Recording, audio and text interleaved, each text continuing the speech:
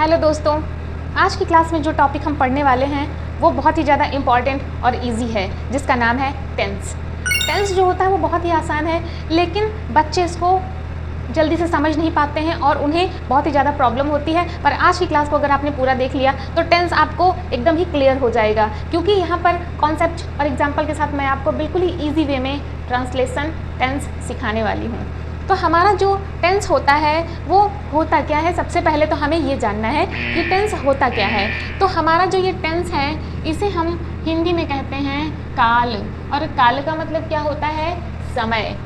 समय जो है वो टेंस का बहुत ही अभिन्न महत्वपूर्ण भाग है, क्योंकि ये जो टेंस है ना, ये हमें समय बताता है किसी भी कार्य का, उसके होने का, घटना के होने का समय बताता है और स्थिति बताता है। अगर मैंने आपके सामने एक वाक्य लिखा राम जाता है, दूसरा वाक्य मैंने लिखा राम गया, तीसरा मैंने लिखा राम जाएगा, इन तीनों वाक्यों को ध्यान से देखिए और बताइए कि इनसे आपको क्या पता चल रहा है। पहला जो हमारा वाक्य है राम जाता है, इसका मतलब राम जाता है ना, ये काम अभी वर्तमान में हो रहा है। राम जाता है तो ये वर्तमान में काम हो रहा है और इसे हम इंग्लिश में क्या कहते हैं, प्रेजेंट। दूसरा है राम गया, यानी कि ये काम हो चुका, राम गया वो जा चुका है। तो राम गया में हमारा कौन सा काल है, भूतकाल है। ये काम किस काल में हो रहा है, भूतकाल में हो रहा है, क्योंकि वो गया। अब भूतकाल को हम क्या कहते हैं, पास्ट। जो बीत जाता है उसे हम क्या कहते हैं, पास्ट। फिर राम जाएगा, अभी वो गया नहीं है, भविष्य में जाएगा, ये बात भविष्य की है, यानी कि इसमें क्या है, ये भविष्य की बात कर रहा है, भविष्य काल है। भविष्य को हम क्या कहते हैं, फ्यूचर। तो आप देख पा रहे हैं कि कोई भी घटना या कोई भी काम जो है वो तीन समय में होगी, या तो वर्तमान में होगी, या भूतकाल में होगी, या भविष्य काल में होगी, जिसे हम क्या कहते हैं, present tense, past tense, future tense. तो इस तरीके से जो हमारा टेंस होता है उसके तीन पार्ट होते हैं। पहला है प्रेजेंट, दूसरा है पास्ट और तीसरा है फ्यूचर।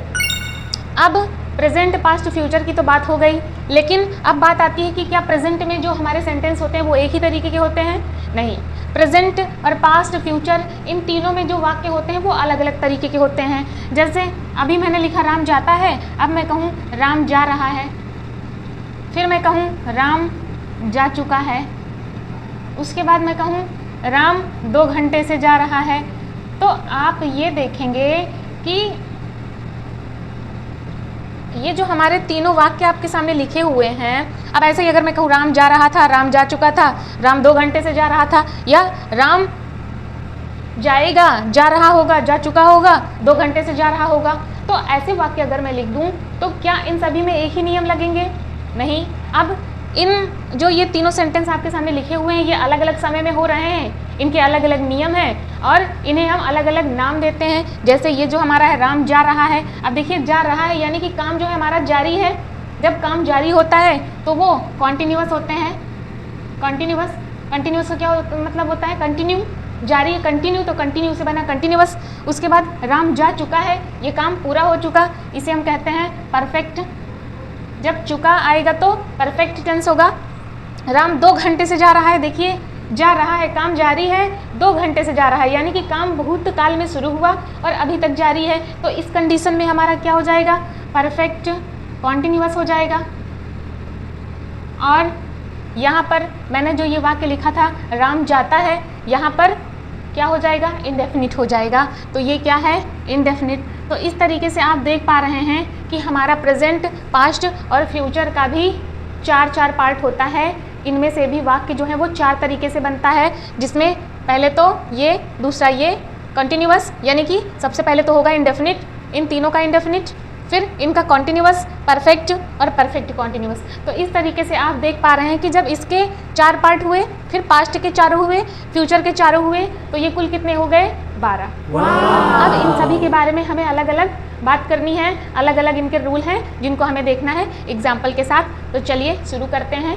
3, 2, 1। अब ये चारों जो कि प्रेजेंट के पार्ट होते हैं, जिनमें है सबसे पहला प्रेजेंट इंडेफिनिट, दूसरा है प्रेजेंट कॉन्टिन्यूअस, तीसरा है प्रेजेंट परफेक्ट, चौथा है प्रेजेंट परफेक्ट कॉन्टिन्यूअस। मैंने आपको बताया कि किस किस कंडीशन में ये हमारे जो होते हैं इनकी पहचान क्या क्या होती है। जैसे इंडेफिनिट में क्या होता है, सबसे पहले तो इन चारों की पहचान हम देख लेते हैं ताकि हमें आगे प्रॉब्लम ना हो। सबसे पहले हमें पहचान समझनी है, क्योंकि जब तक आप किसी चीज़ को पहचानेंगे नहीं उसमें कैसे आप कोई नियम लगा सकते हैं। डॉक्टर जो है जब तक रोग को नहीं पहचानेगा क्या दवाई दे सकता है, नहीं ना। तो पहले आपको ये जितने भी आपके सामने जो बीमारियाँ हैं ना, ये 1 2 3 4 ये बीमारियाँ हैं, पहले इनको पहचानिए आप कि कौन सी बीमारी है। मजाक कर रही हूँ, सीरियस ना लीजिएगा। देखिए पहचान इनकी आपको जाननी है, तो पहचान क्या होगी। सबसे पहले तो जो हमारा इंडेफिनिट है उसमें वाक्य के अंत में ता है, ती है, ते हैं आदि शब्द आते हैं।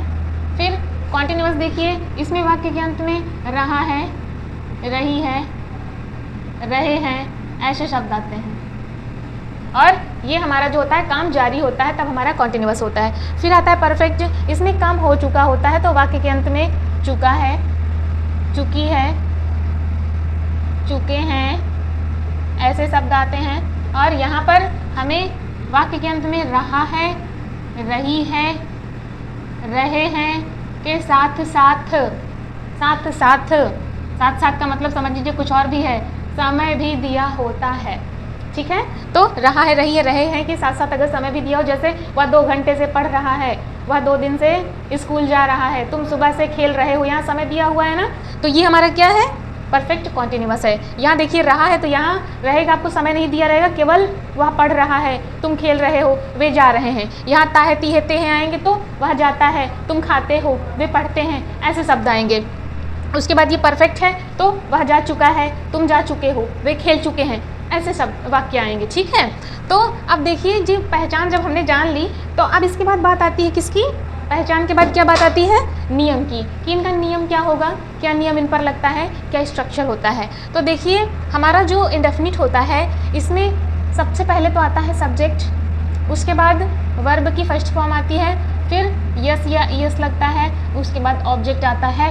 लेकिन ये जो हमारा रूल होता है वो केवल थर्ड पर्सन और किसके लिए होता है, सिंगुलर नंबर के लिए होता है। थर्ड पर्सन और सिंगुलर नंबर के लिए होता है, नीचे लिख देती हूँ।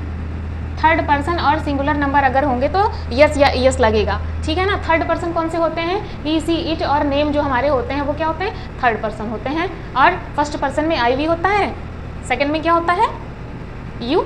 ठीक है ना, अब इस तरीके से देखिए हमारा जो है ये तो हो गया हमारा। इसके बाद देखिएगा क्या है, अगर थर्ड पर्सन और सिंगुलर के अलावा फर्स्ट पर्सन सेकंड पर्सन हो या फिर प्लूरल नंबर हो तो हमारा जो नियम होगा वो होगा, उसमें सब्जेक्ट होगा, वर्ब की फर्स्ट फॉर्म होगी, यस या ईएस नहीं लगेगा, ऑब्जेक्ट होगा। ये हमारा किस लिए है, ये हमारा है फर्स्ट पर्सन सेकंड पर्सन और प्लूरल अगर है तो हमारा नियम होगा ये जो आपके सामने लिखा हुआ है। आएगा हमारा सब्जेक्ट, उसके बाद क्या होगा, सब्जेक्ट के बाद आएगा इज, एम या आर, उसके बाद वर्ब की फर्स्ट फॉर्म आईएनजी और ऑब्जेक्ट। यहाँ पर वर्ब की फर्स्ट फॉर्म में सभी के साथ आईएनजी लगता है। ठीक है, और उसके बाद ऑब्जेक्ट होता है। अब इज, एम, आर किसके साथ लगना है ये भी यहीं पर समझ लीजिए। देखिए जितने भी थर्ड पर्सन होते हैं, ही, सी, इट और कोई भी नाम हो, ये थर्ड पर्सन होते हैं, या फिर कोई भी सिंगुलर नंबर हो तो ये हमारा क्या होता है, थर्ड पर्सन होता है, इनके साथ इज लगता है। दूसरी बात आती है एम की, तो आई के साथ, केवल आई के साथ एम लगेगा, बाकी जितने भी हैं वी, यू, दे और प्लूरल नंबर इन सभी के साथ क्या लगेगा, आर लगेगा। ठीक है, हो गया कॉन्टिन्यूअस। आगे बढ़ते हैं, अब बात आती है परफेक्ट की। अब परफेक्ट में हमारा नियम क्या होगा, सब्जेक्ट हैज या हैव लगेगा यहाँ पे, और वर्ब की थर्ड फॉर्म लगेगी, क्योंकि हमारा काम पूरा हो चुका है इसलिए वर्ब की थर्ड फॉर्म लगेगी। ठीक है, और उसके बाद आएगा ऑब्जेक्ट। अब यहाँ पर ये जो हैज हैव है ये भी समझिए किसके साथ लगेगा, हैज जो हमारा है ये थर्ड पर्सन, अभी मैंने वहाँ पे बताया थर्ड पर्सन और सिंगुलर नंबर हमारा होगा तो उसके साथ हैज लगेगा, और हैव किसके साथ लगेगा, बाकी जो भी जितने भी बच रहे हैं और जितने भी प्लूरल हैं उन सभी के साथ थर्ड पर्सन के अलावा जितने भी फर्स्ट और सेकंड पर्सन हैं उनके साथ और प्लूरल नंबर के साथ हैव का यूज़ होगा। ठीक है, ये तो बात हो गई अफर्मेटिव की। अभी तक हम सभी के केवल अफर्मेटिव की बात कर रहे हैं, निगेटिव को हम आगे देखेंगे ताकि हमें कोई कन्फ्यूजन ना हो। आई होप आपको क्लास समझ में आ रही होगी। अगर वीडियो अच्छी लगी हो तो लाइक करिएगा और क्लास में लगातार मेरे साथ बने रहिए, क्योंकि क्लास आगे बहुत ही ज़्यादा इंटरेस्टिंग होने वाली है। अभी हम इससे संबंधित एग्जाम्पल भी करेंगे। अब देखिए प्रेजेंट परफेक्ट कॉन्टिन्यूअस क्या होता है।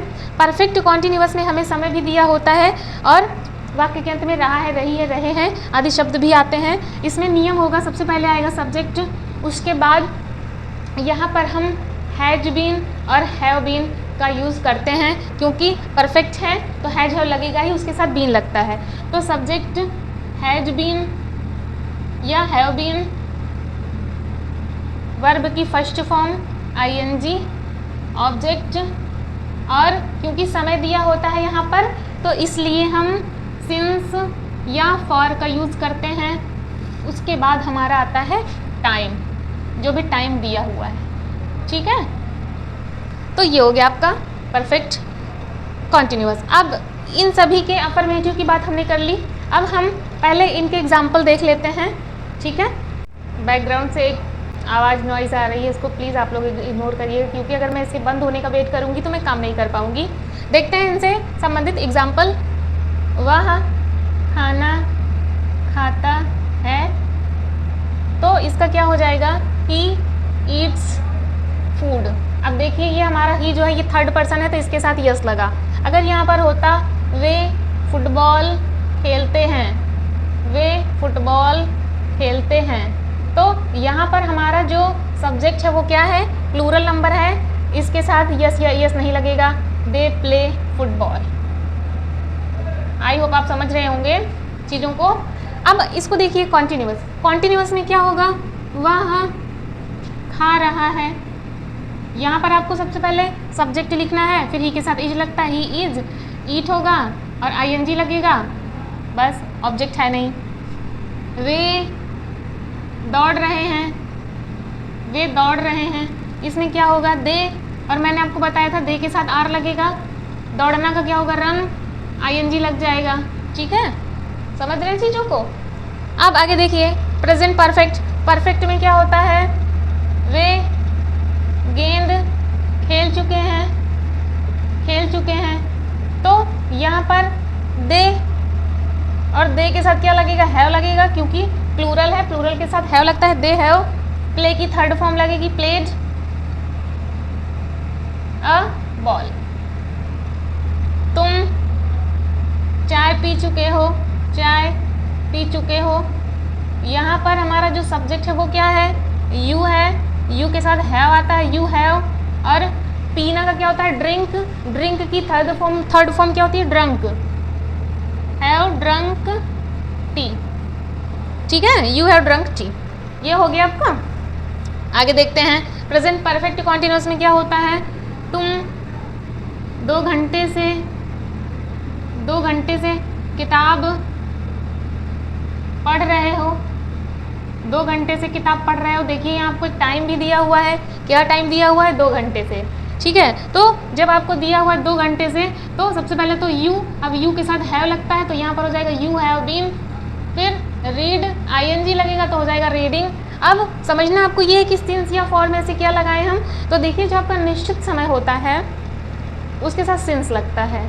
जैसे मॉर्निंग है, इवनिंग है, कोई टाइम दिया गया हो, कोई निश्चित समय दिया गया हो, 2 बजे, 3 बजे, 4 बजे, या कोई मंथ दिया गया हो, जनवरी, फरवरी ऐसे, या फिर कोई ईयर दिया गया हो, 2000, 2020, 2004 ऐसा कुछ। तो जो निश्चित समय हमें दिया हो तो वहाँ पर अगर किसी दिन का भी नाम दिया हो तो वहाँ पर भी, जैसे संडे मंडे, तो वहाँ सिंस लगेगा। इसके अलावा 2 घंटे, 2 महीने, 2 साल ऐसा कुछ भी दिया है तो वहाँ फॉर लगेगा। तो यहाँ क्या दिया है, 2 घंटे, फॉर लगेगा।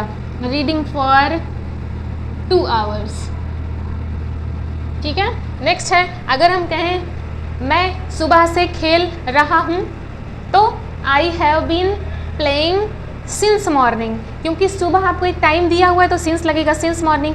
फिर अगर हम कहें तुम 2 बजे से पढ़ रहे हो तो you have been reading since 2 o'clock, क्योंकि एक टाइम दिया हुआ है तो सिंस लगेगा। तुम 2000 से वहाँ रह रहे हो तो you have been living there since 2000, समय दिया हुआ है तो सिंस लगेगा। तुम 2 दिन से सो रहे हो तो you have been sleeping for 2 days, यहाँ फॉर लगेगा। तुम 2 हफ्ते से खेल रहे हो, you have been playing for 2 weeks, यहाँ भी फॉर लगेगा। तो आई होप आप समझ गए होंगे। अब इसके बाद हम निगेटिव के बारे में बात करते हैं। ये क्लियर है, निगेटिव की बात करते हैं। देखिए, अगर निगेटिव सेंटेंस होगा तो उसमें जाहिर सी बात है नहीं का यूज़ होगा, क्योंकि वो निगेटिव है। तो जब इनमें नहीं लग जाएगा तो किस तरीके से नियम बदलता है, ध्यान से देखिएगा। देखिए, यहाँ हमारा जो होता है सब्जेक्ट, उसके बाद डू नॉट या डज नॉट लगेगा, ठीक है। डू नॉट या डज नॉट लगेगा, डज नॉट लगेगा।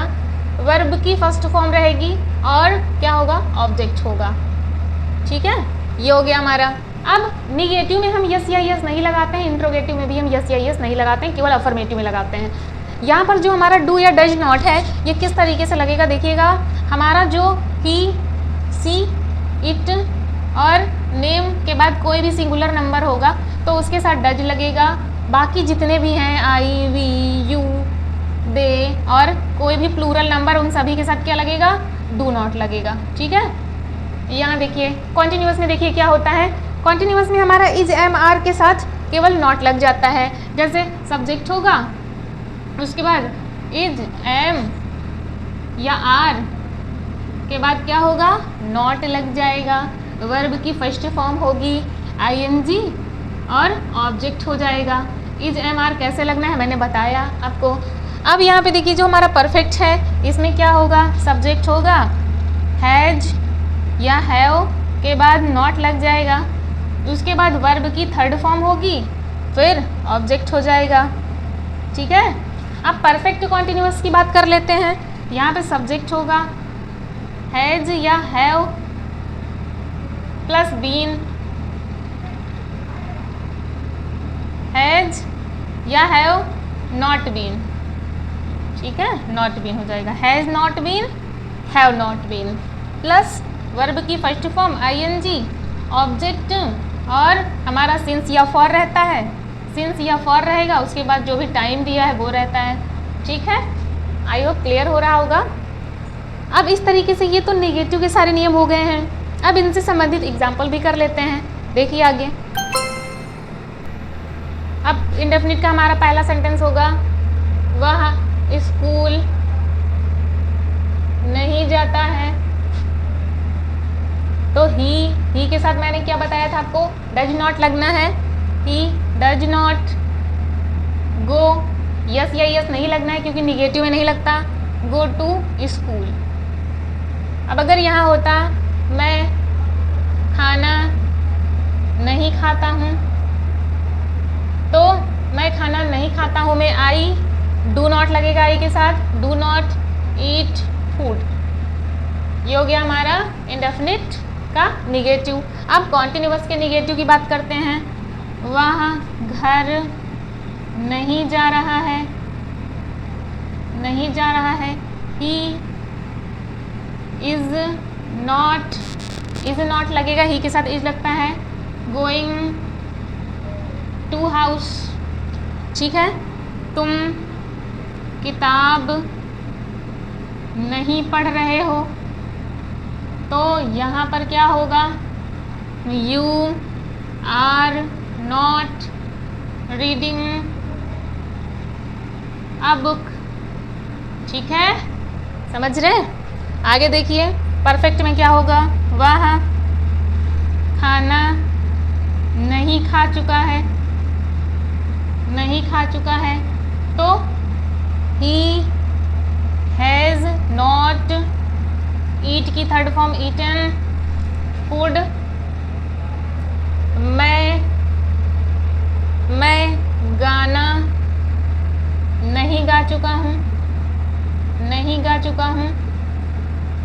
तो यहाँ पर क्या होगा, आई हैव नॉट, सिंग की थर्ड फॉर्म क्या होगी, संग होगी, संग अ सॉन्ग। समझ रहे हैं बच्चों, ठीक है। आगे देखिए, अब परफेक्ट कॉन्टिन्यूअस में क्या होगा, वह सुबह से नहीं खेल रहा है, नहीं खेल रहा है। तो he has not been playing. अब सुबह से है तो निश्चित समय है, सिंस लगेगा, सिंस मॉर्निंग। उसके बाद है मैं 2 घंटे से नहीं सो रहा हूँ, तो I have not been sleeping for 2 hours, क्योंकि ये जो हमारा 2 घंटा है ये निश्चित नहीं है ना, तो इसके साथ क्या लगेगा, फॉर लगेगा। ठीक है, समझ गए। ये हो गया निगेटिव। अब हम बात करते हैं इंट्रोगेटिव की। देखिए, जो हमारा इंट्रोगेटिव सेंटेंस होता है ना, वो 2 तरीके का होता है। पहला तो क्या से हमारा वाक्य शुरू होगा, क्या वह जाता है, क्या तुम जा रहे हो। और दूसरा क्वेश्चन वर्ड जो है हमारा वो बीच में आएगा, वह कब जाता है, तुम कहाँ जा रहे हो, वह कब सो रहा है। ठीक है, तो इस तरीके से क्वेश्चन वर्ड बीच में आता है। तो इन दोनों का ही जो नियम होता है ना, वो थोड़ा सा अलग अलग होता है। हमारा अगर क्या पहले आएगा तो हेल्पिंग वर्ब पहले होती है। जैसे अब इंट्रोगेटिव में अगर क्या पहले आएगा, तो यहाँ पर जो हमारा डू और डज होता है, डू या डज में से कोई भी सबसे पहले आएगा। हमारी हेल्पिंग वर्ब होती है डू या डज, वो पहले हो जाएगी अगर क्या से वाक्य शुरू होगा। तो डू या डज के बाद क्या होगा, सब्जेक्ट आएगा, उसके बाद वर्ब की फर्स्ट फॉर्म होगी, देन क्या होगा, ऑब्जेक्ट होगा। अब इसी तरीके से बात करते हैं कॉन्टिन्यूअस की। तो कॉन्टिन्यूअस में अगर क्या से वाक्य शुरू होगा तो इज, एम या आर, जो कि इसकी हेल्पिंग वर्ब होती है ना, वो सबसे पहले आएगी। उसके बाद क्या होगा, सब्जेक्ट, फिर वर्ब की फर्स्ट फॉर्म आईएनजी और ऑब्जेक्ट होगा। अब यहीं पर देखिए, अगर क्वेश्चन वर्ड हमारा क्या है, बीच में है, जैसे वह कहाँ जाता है, तुम क्या खाते हो, तो ये जो हमारा बीच में क्वेश्चन वर्ड आ रहा है ये सबसे पहले होगा। उसके बाद डू या डज होगा, फिर क्या होगा, सब्जेक्ट होगा, बाकी चीज़ें वैसे ही होंगी, वर्ब की फर्स्ट फॉर्म ऑब्जेक्ट। यहाँ पर भी सेम थिंग, अगर क्वेश्चन वर्ड बीच में आएगा तो सबसे पहले होगा क्वेश्चन वर्ड, फिर हेल्पिंग वर्ब इज, एम या आर होगी, उसके बाद सब्जेक्ट होगा, वर्ब की फर्स्ट फॉर्म आईएनजी, ऑब्जेक्ट हो जाएगा। अब परफेक्ट की बात भी यहीं पर कर लेते हैं। अगर क्या से शुरू होगा वाक्य तो हैज या हैव सबसे पहले हो जाएगा, उसके बाद सब्जेक्ट होगा, फिर वर्ब की थर्ड फॉर्म ऑब्जेक्ट। जैसे क्या वह जा चुका है तो हैज ही गॉन। ठीक है, तो जो हेल्पिंग वर्ब होती है वो सबसे पहले आ जाती है क्या आने पर। अगर क्वेश्चन वर्ड बीच में होगा तो सबसे पहले क्वेश्चन वर्ड आ जाएगा, फिर हैज या हैव होगा, उसके बाद सब्जेक्ट होगा, वर्ब की थर्ड फॉर्म ऑब्जेक्ट। अब यहाँ पर देखिए, यहाँ पर भी हमारा हैज या हैव सबसे पहले होगा, उसके बाद सब्जेक्ट होगा, फिर बीन होगा, यानी कि जो हमारा सब्जेक्ट है वो हैज और बीन, है और बीन के बीच में होगा। जैसे कि हमारा जो है एग्जाम्पल से अभी हम समझेंगे, अभी फिलहाल नियम देखिए। तो हैज या हैव सब्जेक्ट, फिर बीन, फिर वर्ब की फर्स्ट फॉर्म आईएनजी ऑब्जेक्ट, उसके बाद हमारा टाइम, सिंस या फॉर के बाद होगा टाइम। ये हमारे हो गए क्या नियम। अभी इसका हाँ क्वेश्चन वर्ड अगर होगा तो क्वेश्चन वर्ड, फिर बाकी चीज़ें वैसे ही हो जाएंगी। क्वेश्चन वर्ड हैज या हैव, सब्जेक्ट, बीन, वर्ब की फर्स्ट फॉर्म आईएनजी, ऑब्जेक्ट, सारी चीज़ें वैसे ही होंगी हर जगह। देखिए, अगर क्वेश्चन वर्ड बीच में तो सबसे पहले क्वेश्चन वर्ड आ जाएगा, फिर बाकी चीज़ें वैसे ही रहेंगी। यहाँ भी क्वेश्चन वर्ड पहले आ जाएगा, फिर डू डज, सारी चीज़ें वैसे ही यहाँ भी। तो क्वेश्चन वर्ड अगर बीच में होगा तो क्वेश्चन वर्ड पहले आएगा, बाकी चीज़ें वैसे ही होंगी। अब एग्जाम्पल देखते हैं क्या है हमारा। हमारा पहला सेंटेंस है, क्या तुम किताब पढ़ते हो। अब यहाँ पर जो हमारा सेंटेंस है ये क्या से शुरू हो रहा है, तो सबसे पहले डू या डज लगेगा, और यू के साथ क्या लगता है, डू लगता है। तो हमारा डू जो है पहले आएगा, डू यू, फिर रीड अ बुक, ये हो गया। अब अगर हम कहते कि तुम क्या पढ़ते हो, तो ये जो हमारा क्वेश्चन वर्ड है ये बीच में आ गया, तो सबसे पहले क्वेश्चन वर्ड होगा व्हाट, उसके बाद डू यू रीड, ये हो गया व्हाट डू यू रीड। अब यहाँ पर अगर हम कहते हैं क्या तुम किताब पढ़ रहे हो, क्या तुम किताब पढ़ रहे हो, तो हेल्पिंग वर्ब पहले होगी are you reading a book, और हम कहते कि तुम क्या पढ़ रहे हो, तुम क्या पढ़ रहे हो, तो क्या हो जाता है व्हाट आर यू रीडिंग। अगर हम कहते कि क्या मैं जा रहा हूँ, एम आई गोइंग, वह कहाँ जा रहा है, वेयर इज ही गोइंग, इस तरीके से हमारे सेंटेंस बनेंगे। फिर है कि तुम, क्या से शुरू होगा सेंटेंस, क्या तुम क्रिकेट खेल चुके हो, क्रिकेट खेल चुके हो, तो यहाँ पर हमारी जो हेल्पिंग वर्ब होगी वो हैव होगी यू के साथ, तो हैव यू, प्ले की थर्ड फॉर्म प्लेड क्रिकेट। उसके बाद तुम क्या खेल चुके हो या कहाँ जा चुके हो, कहाँ जा चुके हो, कहाँ जा चुके हो, तो क्वेश्चन वर्ड क्या है वेयर, तो हो जाएगा where have you gone, object कुछ भी नहीं है। अब यहाँ पर क्या मैं सुबह से सो रहा हूँ, सुबह से सो रहा हूँ, तो क्या होगा have I been sleeping since morning, since morning. उसके बाद क्या वे 2 घंटे से खेल रहे हैं, have they been playing for 2 hours, क्योंकि जो 2 घंटा है वो निश्चित नहीं है, फॉर लगेगा।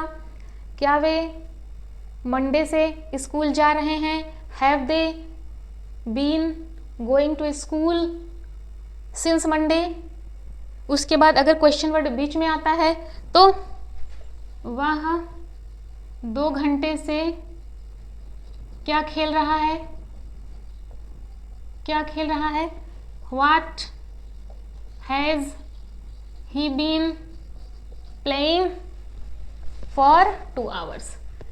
तुम सुबह से क्या पढ़ रहे हो, what have you been reading since morning. ठीक है, तो आई होप इस तरीके से टेंस जो है आपको एकदम क्लियर हुआ होगा, और वीडियो अच्छी लगी हो तो लाइक करिएगा। ऐसी ही यूज़फुल वीडियो देखने के लिए चैनल को सब्सक्राइब कर लीजिए। मिलते हैं नए टॉपिक के साथ, तब तक के लिए जय हिंद।